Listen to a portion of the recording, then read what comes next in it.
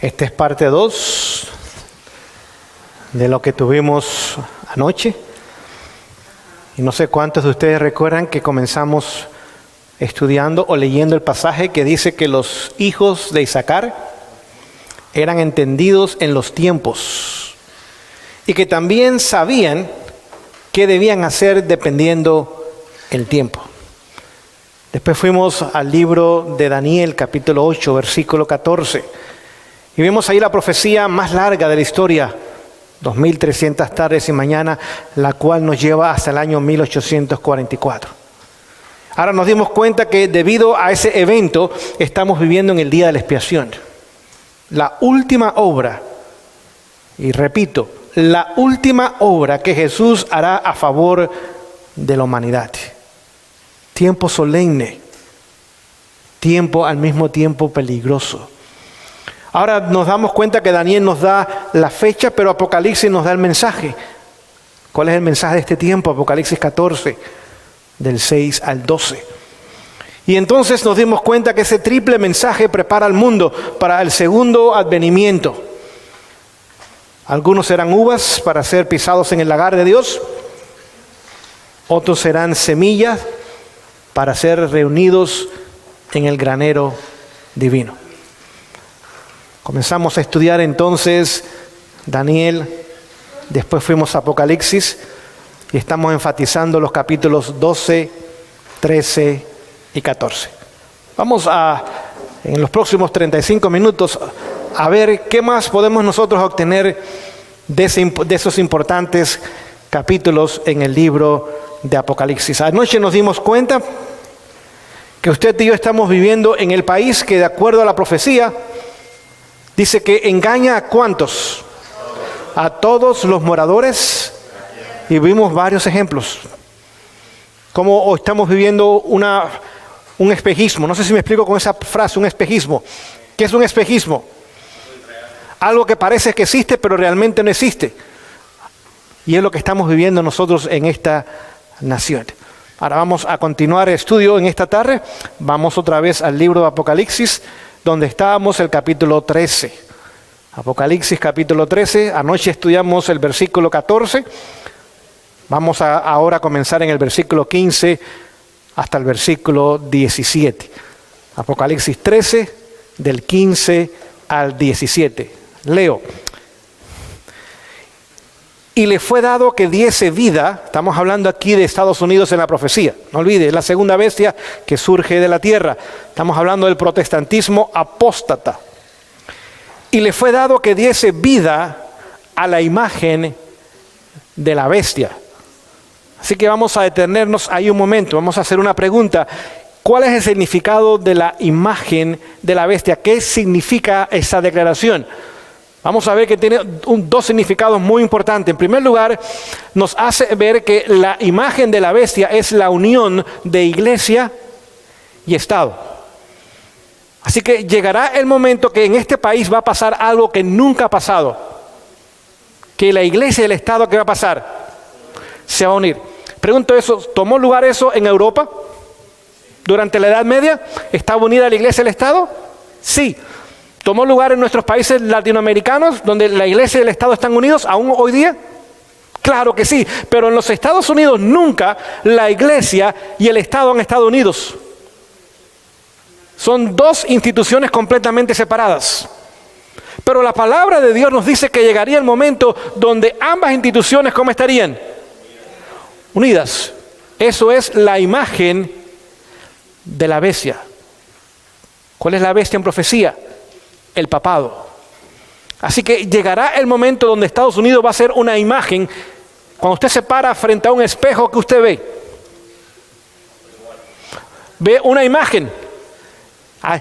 Aquí está la realidad y en el espejo que se refleja la imagen. Es decir que llegará el momento donde esta nación ahora tendrá las mismas características que la institución papal.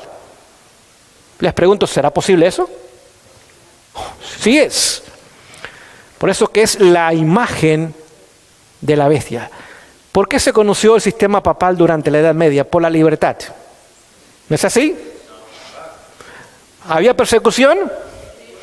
¿A quiénes eran perseguidos?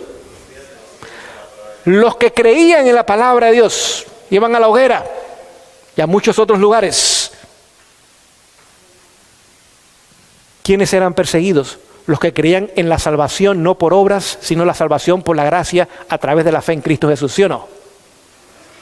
Y llegará el momento donde esta nación, bajo la unión de iglesia y Estado, mostrará al mundo, incluyendo los que vivimos en esta nación, las mismas características que el sistema papal mostró durante la Edad Media.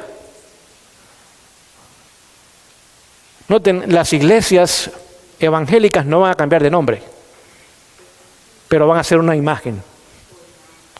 No van a cambiar de nombre, van a seguir con sus propios nombres, el nombre que usted quiera ponerle, y hay muchas de ellas. Pero llegará el momento donde esas iglesias evangélicas, que no se llaman protestantes porque no están protestando los errores de Roma, no están protestando los abusos de Roma, no están protestando las tradiciones paganas que entraron a la iglesia y Roma abrazó, no están protestando nada de eso. Al contrario, están abrazando sus principios. En el mundo cristiano hoy día, ¿cuál es el día principal de adoración? ¿Quién instituyó el domingo? No hay un versículo en todas las Sagradas Escrituras que hable del domingo como día santo. Habla del domingo, pero es un día de trabajo, como cualquier otro día de la semana. Hay un solo día, desde Génesis capítulo 2, donde Dios dice que reposó, lo santificó y descansó en él. Tan solo hay un día, el séptimo día de la semana. Pero nuestros hermanos evangélicos, que hoy día es su día principal de oración, el domingo. Pregunto yo, ¿creen en la inmortalidad del alma? Sí. ¿Creen en el infierno eterno? ¿Creen en el rapto? ¿Creen en Israel como el centro de las profecías? Todas esas ideas, ¿de dónde vienen? De Roma. Y llegará el momento donde ahora la iglesia y el Estado se unan en los Estados Unidos de Norteamérica. Y ahora perseguirá a aquellos que llama disidentes o herejes, porque creen algo diferente de acuerdo y en armonía con la palabra de Dios. Por eso vemos que es la imagen. Si las iglesias no cambiarán de nombre, pero van a honrar la marca de autoridad de Roma, que es el domingo como supuesto día santo. ¿Y quién le va a dar vida a esa unión de iglesia y el Estado? Lo acabamos de leer. Y le fue dado vida.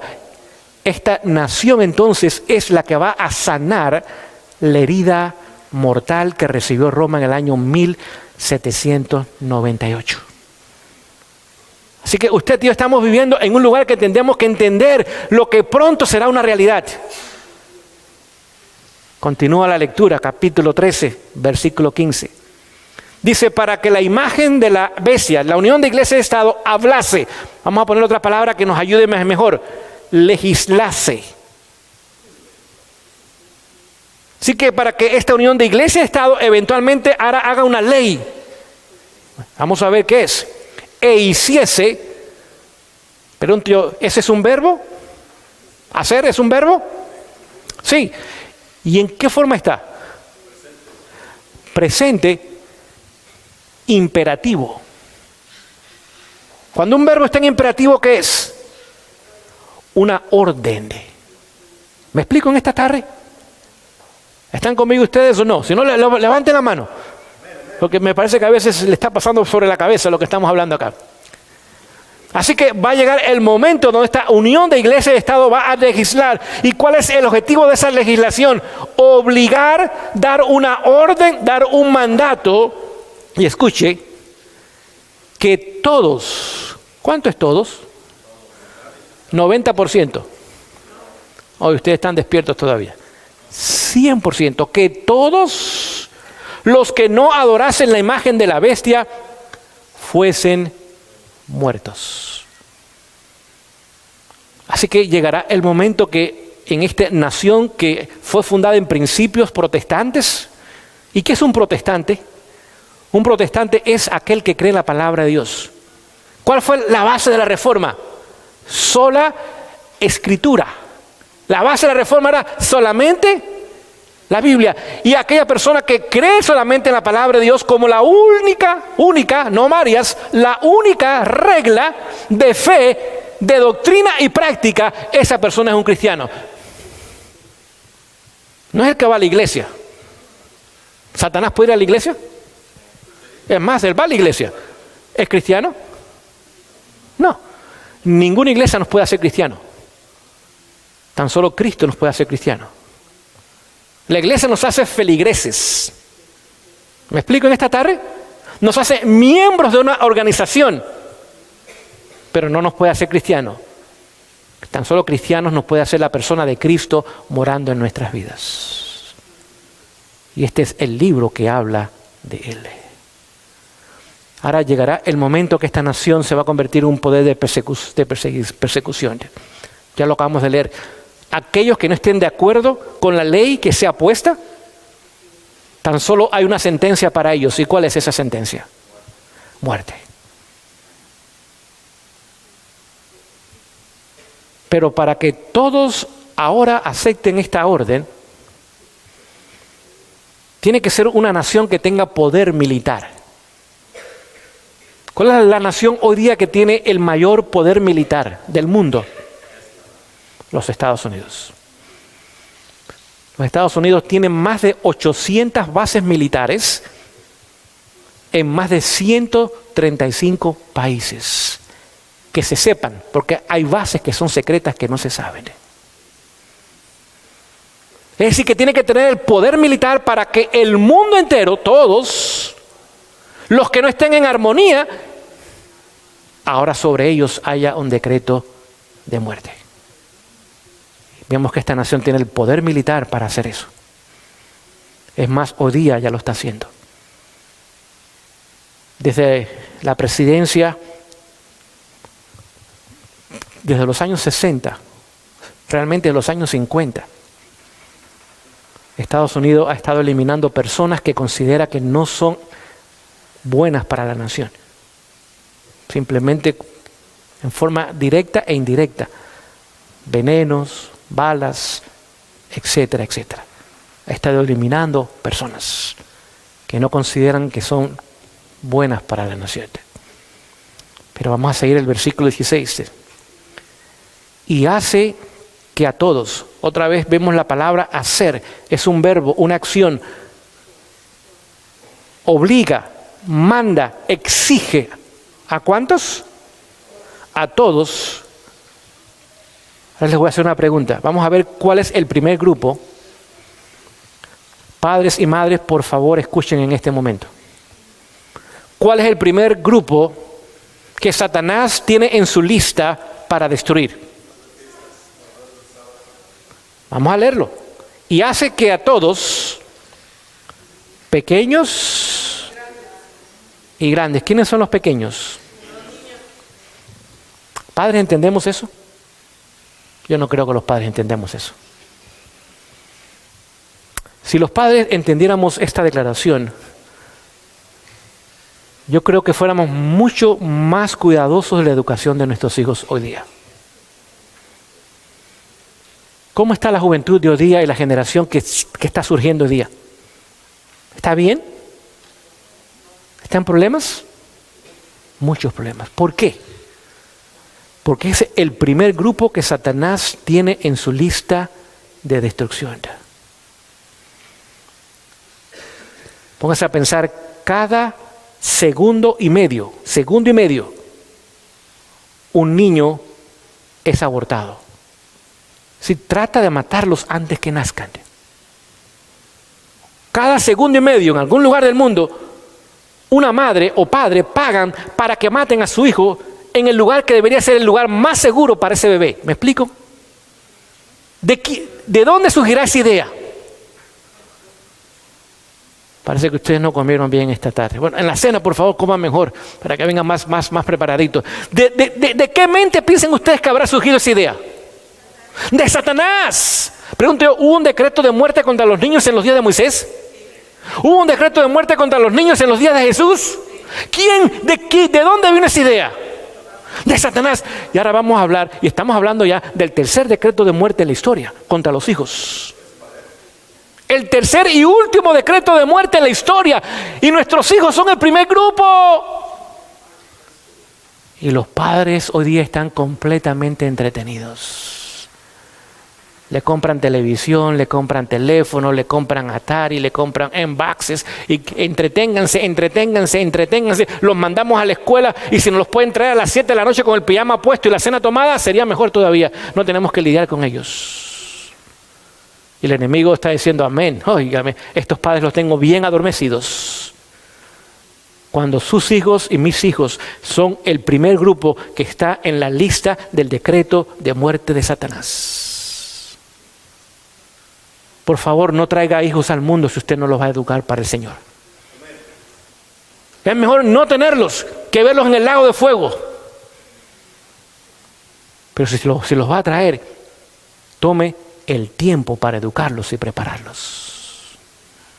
Gracias a Dios por ese amén. Hay esperanza en este grupo, al menos hay uno que está animado. Escuche, continúo, pequeños y grandes. Así que usted y yo somos el número 2. No piense que no estamos en la lista. Sí estamos en la lista. Ricos y pobres, libres y esclavos. ¿Cuántos somos esclavos en esta tarde? Dice el libro de Proverbios, capítulo 7, que si usted debe, usted es esclavo. No lo digo yo, es la palabra de Dios. Entonces, ¿cuántos esclavos tenemos en esta tarde? No levante la mano.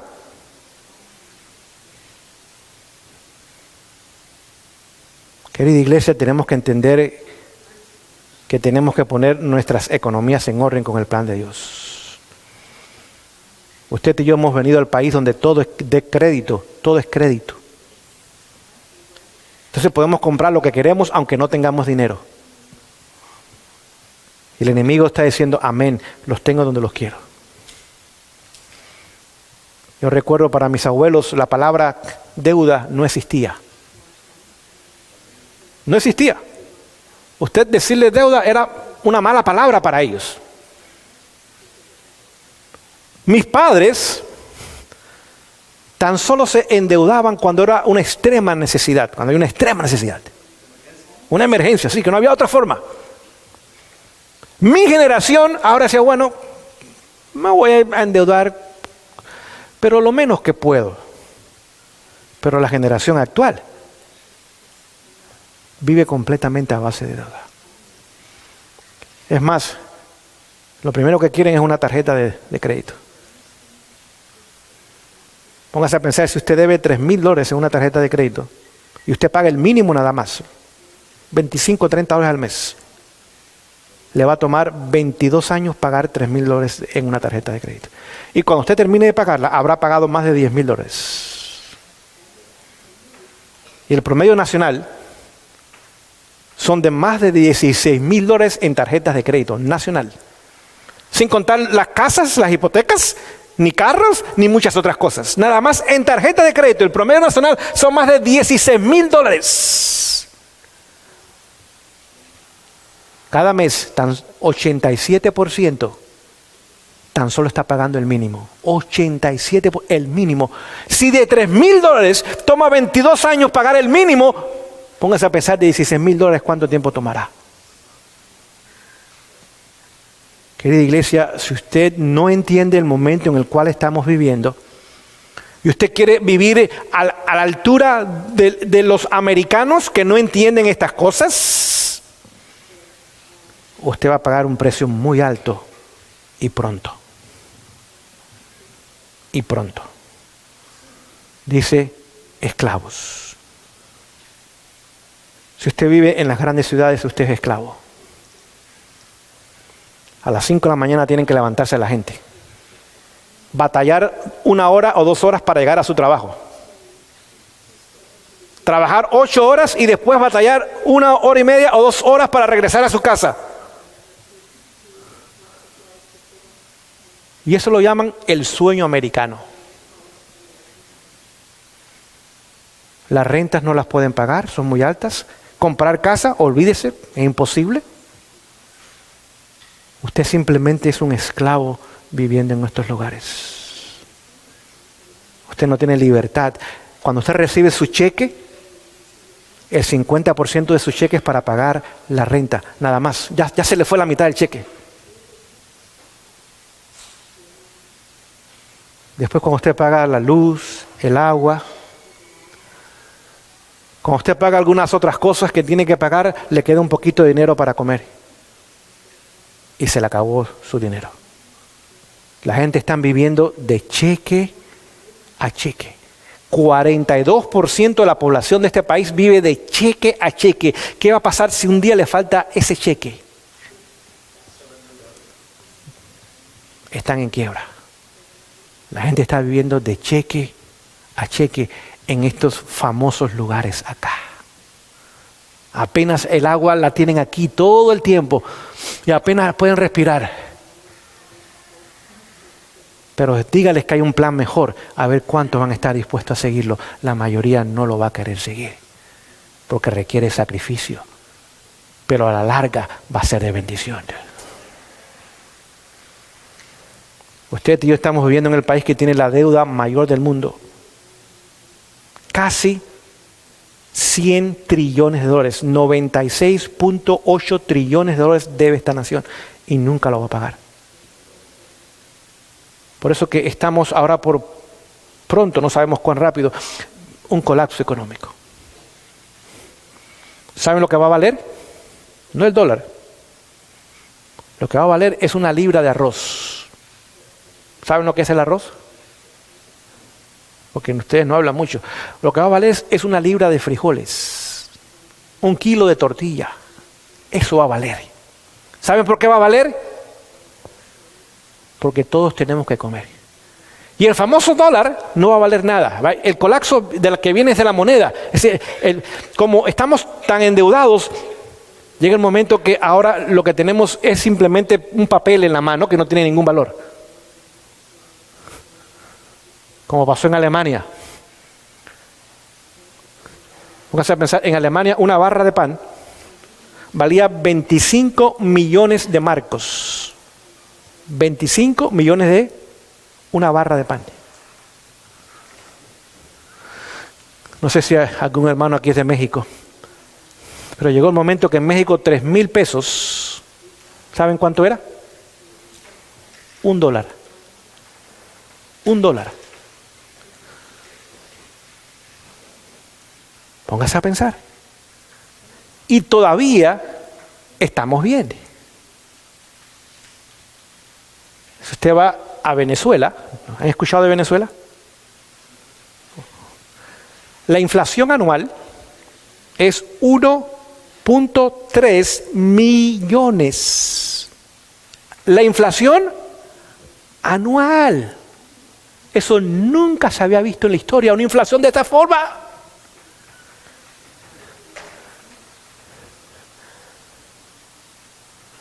Y lo que vemos en Venezuela va a ir al mundo entero. ¿Entendemos eso ahora? No va a haber ningún lugar donde vamos a correr. No vamos a ir a los Estados Unidos porque Estados Unidos está en la misma condición. Quizás vamos a querer regresar a donde venimos. ¿Saben por qué? Porque nuestra familia al menos tiene un pedacito de tierra y está cultivando algo allá. Es más, le vamos a pedir dinero a ellos para que nos paguen el coyote y podamos regresar nosotros allá. ¿Ustedes se ríen? Ok, ríense.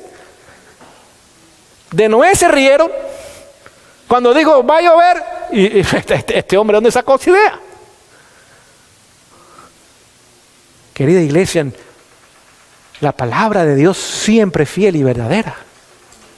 Y se cumple al pie de la letra. Y Jesús dice, como en los días de Noé, ¿serán los días de qué? ¿Se equivoca Jesús cuando habla? Oh, entendamos eso entonces. La condición que vemos allá en Venezuela irá al mundo entero. Cuando colapse el dólar, y el dólar es la moneda internacional, y no tenga valor, El mundo entero ahora vendrá en una crisis que usted y yo jamás hemos visto. El libro de Daniel dice, tiempo de crisis cual nunca fue desde que hubo nación.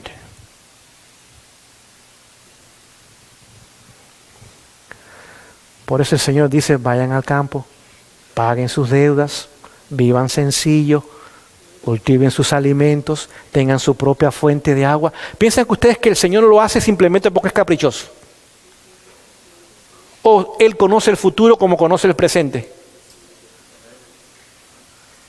Querida iglesia, es tiempo de ponernos en armonía con el plan de Dios mientras todavía tenemos tiempo para hacerlo. Déjenme decirles, estos mensajes aún en las iglesias de sostén propio no son populares, pero son necesarios. Así que no tan solo habrá un decreto de muerte, ahora viene una marca, comenzando con los pequeños, grandes, ricos, pobres, libres y esclavos. Es decir, que para que tome lugar eso, tiene que haber una nación que tenga la tecnología, el poder de tecnología para poder ahora poner una marca en la gente. ¿Conoce usted una nación que tenga la tecnología hoy día? Los Estados Unidos, todo es tecnología. Todo es tecnología hoy día. Su teléfono, todo usted es computadora, es internet, es wifi, es redes sociales, todo es tecnología. Verso 17. Y que ninguno pueda comprar o vender, sino el que tenga la marca o el nombre de la bestia o el número de su nombre. Es decir, que tiene que haber una nación que tenga el poder económico mundial, y es esta nación otra vez. Pónganse a pensar, Estados Unidos es una nación de las 242 naciones que existen en el mundo. Pero Estados Unidos solamente, una nación, tiene 28% de las riquezas del mundo. 28%. Extremadamente rico. Nunca había pasado eso en la historia. Nunca. Cuando usted pasa la frontera y usted sale a Estados Unidos, inmediatamente usted ve que la pobreza que existe. ¿Saben por qué nuestros países son pobres? No por falta de recursos. Nuestros países tienen recursos, tienen tierras fértiles, tienen agua, tienen mar, tienen montaña, tienen de todo que tiene este país. El problema de nuestros países es que han estado bajo el control del papado. Y la iglesia y el Estado siempre han estado unidos. Lo que hizo que esta nación fuese grande y próspera y libre es la separación de la iglesia y el Estado. Un sistema de gobierno republicano y una fe protestante. Y cuán triste es ver a estos hispanos venir a este país y continuar abrazando los mismos principios que trajeron la crisis en sus países. Las mismas vírgenes y los mismos santos y los mismos conceptos y las mismas ideas las traen a este país en vez de decir, un momento, déjame pensar, si mi país está en crisis y yo vengo a este país que está mejor, ¿no será que aquí hay principios diferentes a los míos? Déjame abandonar los principios de mi país. ¿No trabajaron? Tenemos 500 años en nuestros países y están en la pobreza, en la miseria y en la corrupción.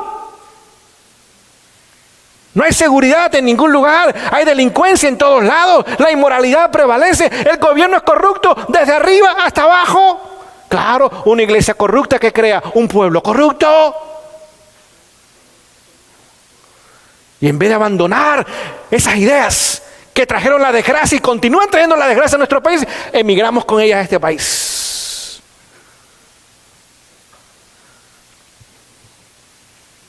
Por eso ven que ustedes, los hispanos en este país, no progresan. Los barrios hispanos no sirven. Las escuelas con niños hispanos en su mayoría no sirven. Porque continúan pensando igual. Continúan viviendo igual. No han cambiado, nada más han cambiado de lugar, pero no han cambiado en su forma de pensar y de ser.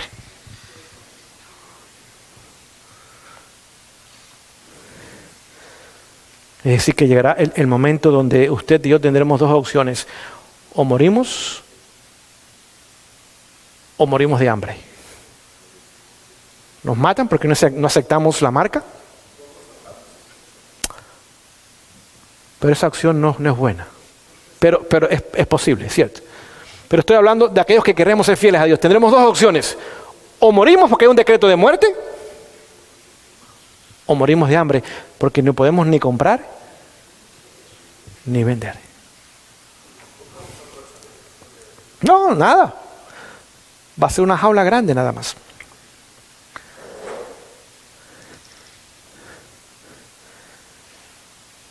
¿Será que Dios nos ha dado la solución a ese problema? Sí. Pero tenemos que aceptarla y tenemos que vivirla.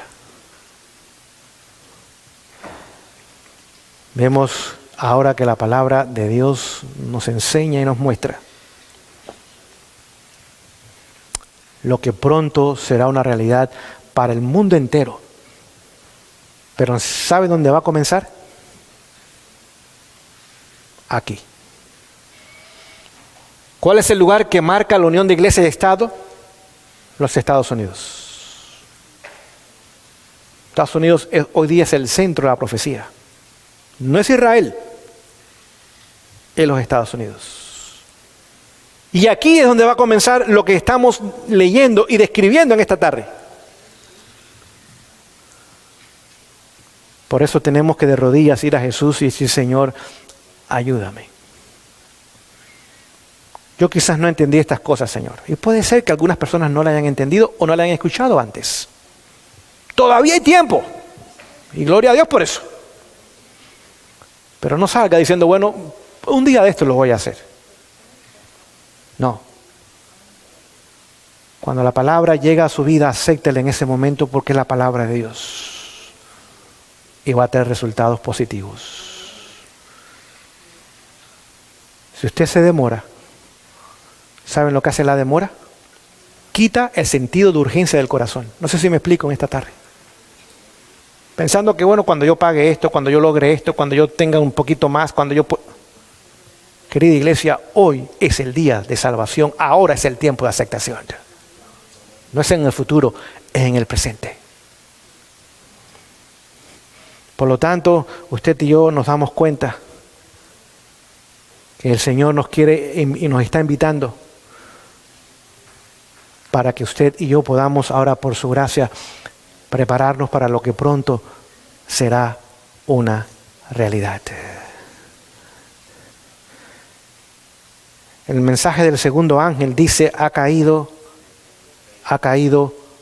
Babilonia. Apocalipsis 14:8. Pregunto yo, ¿esa caída de Babilonia continúa aún todavía? Claro. El versículo no dice, cayó Babilonia.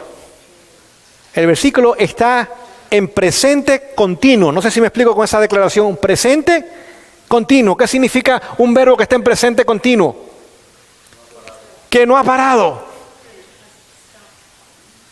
Es decir, que Babilonia ha caído y continúa cayendo, y continúa cayendo, y continúa cayendo. ¿Piensan ustedes que las iglesias protestantes hoy día están en mejor condición de lo que estuvieron después del año 1844 o están en peor condición? Peor condición. Hace 100 años atrás, nada más 100 años atrás, si usted hubiera ido a una iglesia bautista, presbiteriana, etcétera, etcétera, metodista, anglicana, episcopal, estaban en mucho mejor condición de lo que está hoy día. Hace 100 años atrás usted hubiera ido un domingo a estas iglesias, la música era correcta, las mujeres se vestían decentemente para venir a la iglesia, más fuera de la iglesia, los pastores abrían la Biblia y estudiaban la Biblia, no prendían un proyector y poner cantitos ahí y venían unos títeres y venía después el drama, no había nada de eso. Aunque eran iglesias caídas, no estaban en la condición tan caída como están hoy día. Porque la palabra dice que continuarían cayendo y cayendo y cayendo. Hace 100 años atrás, ¿qué tipo de mujer usaba cosméticos y pinturas nada más? Había un solo tipo de mujer que usaba cosméticos y pinturas. las prostitutas. Nada más había un solo tipo. Ninguna mujer media decente. Usted la veía pintada y decorada y maquillada y con uñas pintadas. No, tan solo las prostitutas usaban esas cosas. ¿Quiénes usaban ropas cortas y escotes bajos nada más hace 100 años atrás? La misma clase de mujeres. Vaya a la calle hoy día. Vaya a las iglesias hoy día. Y usted va a ver exactamente lo mismo. Porque el sistema de Babilonia continúa cayendo y cayendo. Pero ¿saben lo que va a marcar la última caída del sistema de Babilonia? La ley dominical. Se los voy a leer para que podamos darnos cuenta de la importancia de lo que en esta tarde estamos estudiando y estoy tratando de compartir con ustedes. Escuchen. Cuando las iglesias protestantes se unan con el poder secular, en la unión de iglesia y Estado, para sostener una falsa religión por oponerse a la cual sus antepasados sufrieron la persecución más dura, cuando el Estado haga uso de su poder para poner en vigor los decretos y sostener las instituciones de la iglesia, entonces la protestante Norteamérica habrá formado una imagen del papado y habrá una apostasía nacional. Y concluirá en la ruina nacional. Así que cuando esta nación ponga ahora esta ley dominical, en los libros de los cielos, ¿qué se va a anotar para los Estados Unidos de Norteamérica? Apostasía nacional. Apostasía nacional. Note, para la nación, pero no para los individuos. Todavía va a haber tiempo. Pero la nación que ha sido la más favorecida dejará de serlo en ese momento. ¿Y qué va a continuar entonces? ¿O qué viene después? La ruina nacional. Cuando hablamos de ruina nacional no es tan solo la economía. Usualmente ruina es dinero. No. Los sistemas médicos, los sistemas educativos, los sistemas de comunicación, los sistemas de gobierno, todos los sistemas, todas las instituciones, las cuales han trabajado mucho mejor en este país que cualquier otro país del mundo, van a estar en la ruina nacional. No es tan solo la economía. Es decir, Estados Unidos terminará siendo un país del tercer mundo. De esos países que usted y yo corrimos, allá vamos. No tenemos que correr, nos va a alcanzar aquí. Nos va a alcanzar aquí. Y ahora se pondrá en los libros de los cielos apostasía nacional para esta nación. ¿Y qué significa la ley dominical? Escuchen. Se las voy a leer. Estoy leyendo el espíritu de profecía, si usted desea. Dice, el reemplazo de lo verdadero por lo falso es el último acto del drama. ¿Cuál es el último acto del drama? La sustitución de lo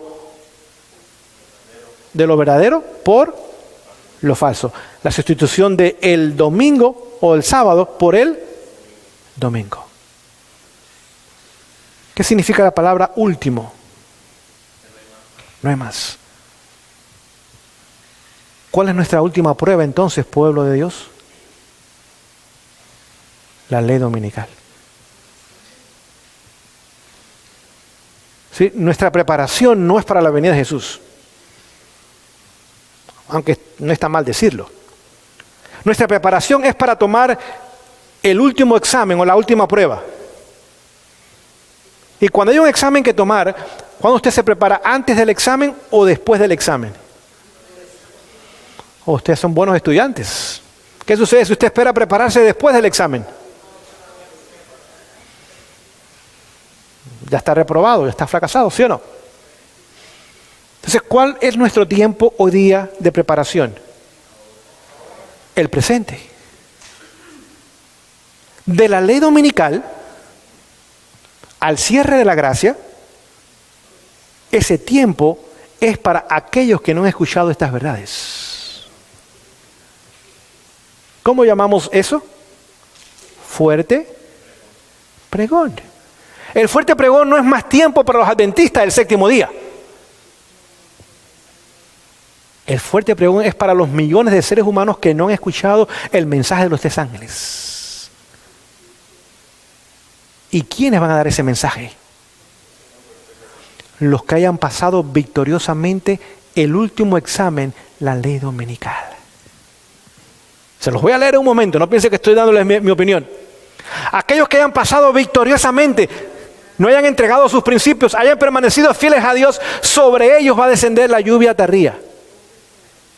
Y la lluvia tardía se va a convertir ahora en el fuerte pregón. Se los voy a leer, Testimonios para la Iglesia, el volumen 5, si usted quiere la referencia, la página 199. Dice lo siguiente. Dice, ninguno de nosotros recibirá jamás el sello de Dios mientras nuestros caracteres tengan una mancha. Nos toca a nosotros remediar los defectos de nuestro carácter. Limpiar el templo del alma de toda contaminación. Entonces, esa palabra es importante, entonces la lluvia tardía caerá sobre nosotros como cayó la lluvia temprana sobre los discípulos en el día de Pentecostés. Es decir, el Señor nos va a dar el deseo y el poder para que su carácter sea reproducido en nosotros. Es la obra del Espíritu Santo. ¿Cómo llamamos esa obra? La lluvia temprana. Es hoy día. Cada día el Señor me quiere dar más de su Espíritu, para que a través de su Espíritu Él pueda obrar en mí y Él pueda hacer la obra que yo no puedo hacer, que es cambiar mi carácter. Pero ¿cuál es mi papel? Mi papel es colaborar con el Espíritu Santo. Si el Espíritu Santo dice, Héctor Torres, por favor no digas esa palabra, ¿qué debo hacer yo? Señor, ayúdame para no más decir esa palabra. Apaga ese programa de televisión, Héctor. Esa información que estás recibiendo no es buena. Ese programa no te edifica, no te ayuda. ¿Qué debo hacer yo? Apagarlo. ¿Sí o no? Pero ¿va a mandar Dios un ángel para apagar el televisor? No. ¿Por qué no lo va a mandar? Porque yo tengo un libre albedrío y yo tengo que decidir. Si yo quiero seguir mirando esa basura, ni Dios me lo va a prohibir. Pero si yo no quiero más mirar esa basura y quiero agradar al Señor, en ese momento yo tengo un dedo. ¿Y ese dedo qué puede hacer? Apretar un botón. ¿Ese botón cuál es? Off. No tiene que enviar un ángel. Yo puedo hacer ese trabajo. Pero me va a dar el deseo, como también me va a dar el poder para hacer su voluntad. Porque yo no tengo el deseo naturalmente, ni mucho menos tengo el poder. Pero Él tiene ambas cosas y está dispuesto a darlas para que ahora yo tome la decisión de decir, no, Señor, eso no lo puedo continuar mirando, lo voy a pagar. Si yo agarro una cerveza, ¿va a mandar un ángel para que me la quite de la mano? ¿Puede un ángel quitármela de la mano? Claro que puede quitármela de la mano. ¿Lo va a hacer Dios? No, porque yo tengo la opción de decir, no, esto no lo voy a tocar. Un vaso de agua mejor. O quizás la Coca-Cola, no. Aunque esté así sudadita con... No. Un vaso de agua mejor. ¿Sí? Su voluntad y mi voluntad es la llave del éxito bajo la unción del Espíritu Santo. La gente dice, no, yo no tengo que hacer nada. Yo simplemente, Señor, va a hacer todo por mí. No. El Señor no va a violentar su conciencia. El Señor nos va a ayudar, nos va a capacitar, nos va a animar, nos va a motivar, pero usted y yo tenemos que tomar la decisión final y tenemos la última palabra. Pónganse a pensar, la última palabra. Y tenemos que entender eso. Aquellos que en la lluvia temprana, que es el presente, hasta la ley dominical, es la lluvia temprana, hayan perfeccionado su carácter, ahora pasen la última prueba exitosamente, sobre ellos que va a caer entonces la lluvia tardía, y ellos ahora darán el fuerte pregón y terminarán la obra. Les pregunto, en esta tarde, ¿les gustaría formar parte de ese grupo? por la gracia de Dios, claro que nos gustaría formar parte de este grupo. Déjenme leerles una cita para terminar. Dice lo siguiente: el propósito de Dios en dar el mensaje del tercer ángel al mundo es preparar a un pueblo para que permanezca fiel a Él durante el tiempo del juicio investigador. ¿Qué está pasando en este momento? ¿Y cuál es el propósito que Dios nos dio el mensaje del tercer ángel? Para que el pueblo permaneciese fiel, ¿cuándo? Hoy. Usualmente pensamos, no, que voy a ser fiel en el futuro. Bueno, debemos ser fiel en el futuro, pero si no lo somos hoy, ¿lo seremos en el futuro? No. Jeremías 12, que dice: si con los de a pie te cansaste, ¿cómo vas a correr con los de a caballo? Si en el valle te cansaste, ¿qué vas a hacer en la espesura del Jordán? Si hoy día, querida iglesia, y este es el punto que no entendemos, si hoy día, querida iglesia, estamos entregando nuestros principios por comodidad, por conveniencia, presiones familiares, para un trabajo, para que no me rechacen, o quién sabe. Si hoy día no queremos vivir en armonía con esos principios, cuando el precio es pequeño, ¿qué sucede cuando nos pidan la vida? Dígame, menos todavía. Si hoy día no podemos ser fieles con el 10%, ¿lo seremos fieles con el 100%? ¿Entendemos lo que digo? Si hoy día no podemos ser fieles un día a la semana, 1 de 7, ¿seremos fieles 7 días entonces? Tampoco. Si hoy día usted y yo estamos permitiendo que el enemigo gane terreno en nuestros corazones, y eso varía de persona en persona. Quizás para la mujer es la moda, que es bonita, es atractiva, tiene un buen cuerpo y quiere que todo el mundo se dé cuenta de eso. Pero usted dice, no, yo voy a glorificar a Dios. No al hombre, yo voy a glorificar a Dios. O quizás es el hombre que quizás tiene buena presencia y es atractivo y es simpático y es guapo y piensa que todas las mujeres lo aman y lo quieren a él. Y ese hombre ahora quiere explotar eso. No, yo voy a glorificar a Dios.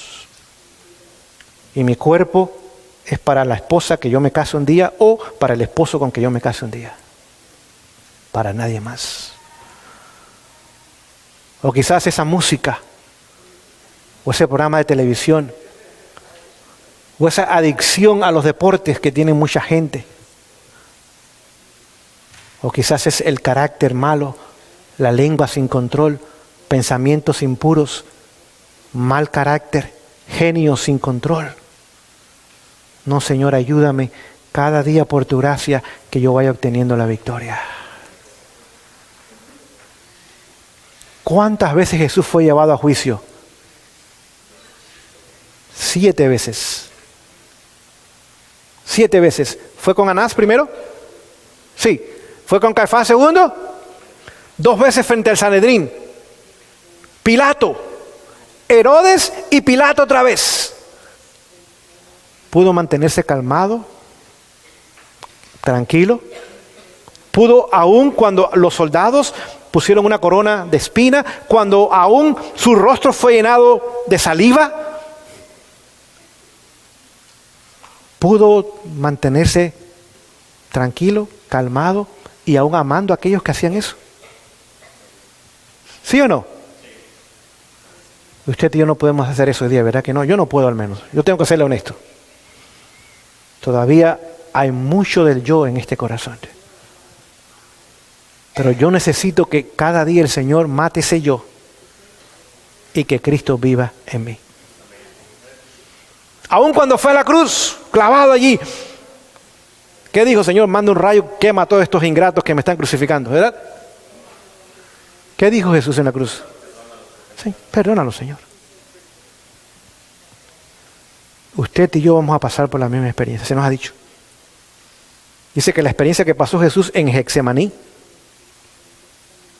y después pasó en sus pruebas y en su sufrimiento será la experiencia del remanente. En Getsemaní, ¿qué pasó con Jesús? Uno de sus discípulos lo vende, otro lo traiciona y todos corren. Viene una turba a la medianoche con espadas y con palos. Usted lo puede leer en Mateo. ¿Quién venía al frente de la turba? Uno de sus discípulos. ¿Cuál era la señal de entrega? Un beso. ¿Cómo la Biblia llama a Judas? No sé si ustedes se dan cuenta. La Biblia lo llama, en Juan capítulo 12, lo llama el hijo de perdición. ¿Qué otro sistema es el hijo de perdición en la Biblia?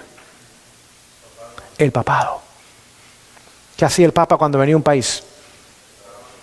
Lo besaba. No era señal de amor, era señal de traición. Que ahora este era mío. Ya.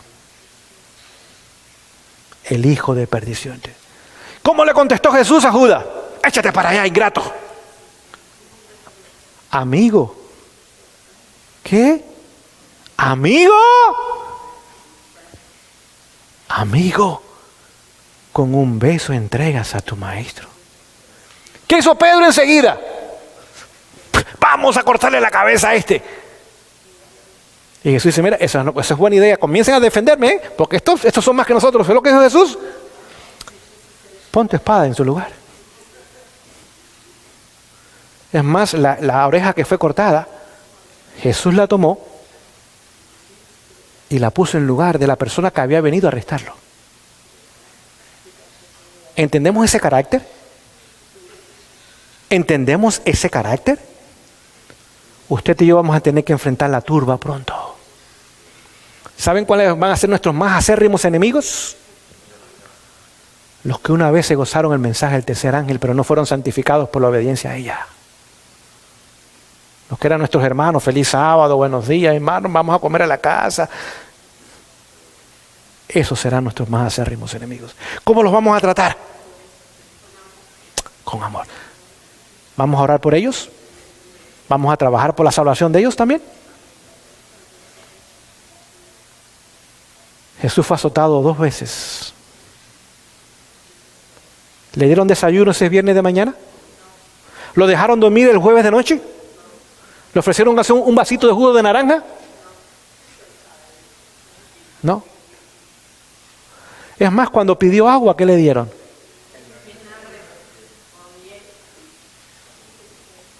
¿Entendemos? ¿Fue insultado? ¿Fue acusado injustamente? ¿Fue hallado culpable? ¿Fue condenado a muerte? Y usted y yo vamos a pasar la misma experiencia. Ahora, no todos vamos a pasar por la muerte, pero ese carácter tenemos hoy día que desarrollarlo. Hay una sola forma, y es pasando tiempo con Jesús. ¿Saben que el discípulo que más pasó tiempo con Jesús fue Juan el Bautista? ¿Cómo se conocía a Juan? Era uno de los hijos del trueno. Juan el Bautista no, Juan, el apóstol amado, el hermano de Santiago. Hijos del trueno. ¿Cómo llegó a ser conocido después Juan? Como el discípulo del amor.